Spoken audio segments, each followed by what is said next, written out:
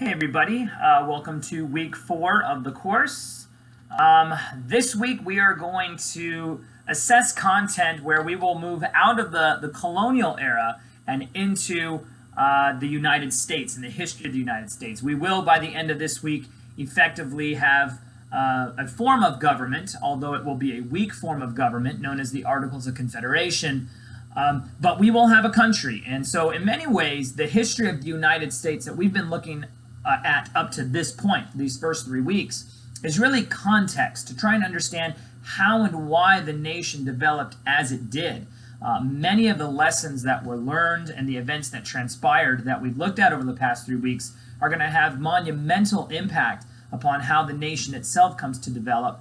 And so that's what we're going to be looking at this week, is the American Revolution, this sort of apex climax moment where we break and sever and change the trajectory of human history, especially for those English colonials who will now be referred to as Americans, okay?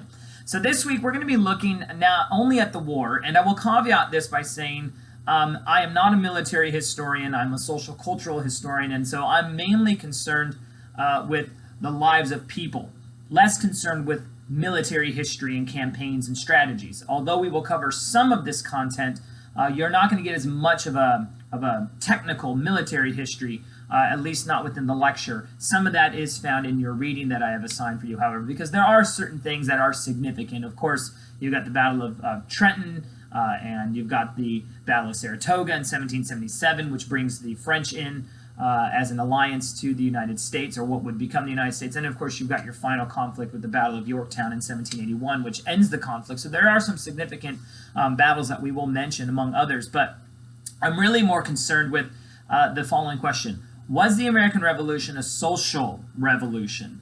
And by that, what we mean is, in many ways, it was a political revolution because it created a new form of government, and the ideas of liberty that will be central in the Declaration of Independence, which we will be looking at this week.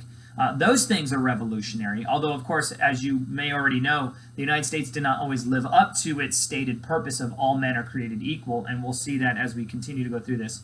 But in many ways, we wonder whether or not the American Revolution was a social revolution, because in the end, white rich men who had governed before continued to govern after. And so in many ways, it's not a social revolution immediately. Okay? The status for blacks, the status for immigrants, the status for women, among many other people, did not change right away. And so we beg the question, is it a social revolution? In the long run, I think we can say yes. In the short run, perhaps not. But that's really a conclusion that I'm going to let you draw for yourself.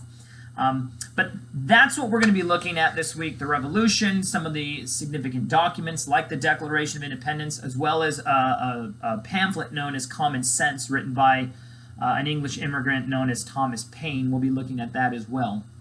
But the objective for this week is to create a country, right? To create the United States.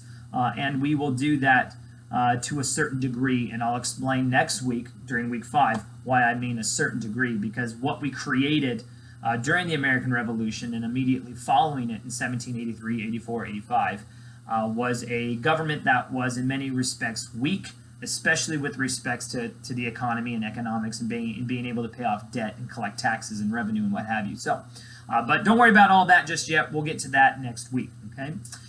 The other thing I just want to highlight for you, and I know I've mentioned this already, but 2 things actually. One, with respects to discussion boards, please make sure that you are responding not only to your fellow classmates, but also to my comments as well. Again, I'm trying to ensure that you get all the points possible. And sometimes I see, questions where you pose a question to your fellow students, but you don't provide your own commentary or ideas about them. And so what I want for you to do, if you pose a question to a fellow classmate, provide your own opinion or thoughts about that, right? We want to try and digest this content as much as possible.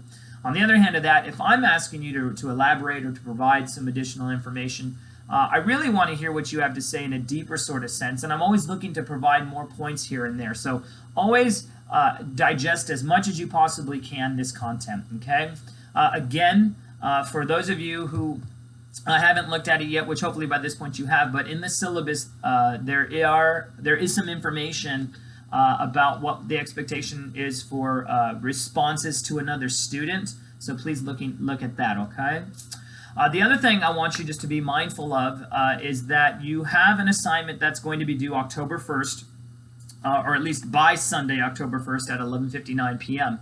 And that is your first PowerPoint assignment. I mentioned this last week, and I've been posting it up on your announcements, but be thinking about that assignment, read through the directions for that assignment in the syllabus, and just begin to email me with which topics you think you might like to do. I'd like to know what your ideas are so I can put some insight into that, okay?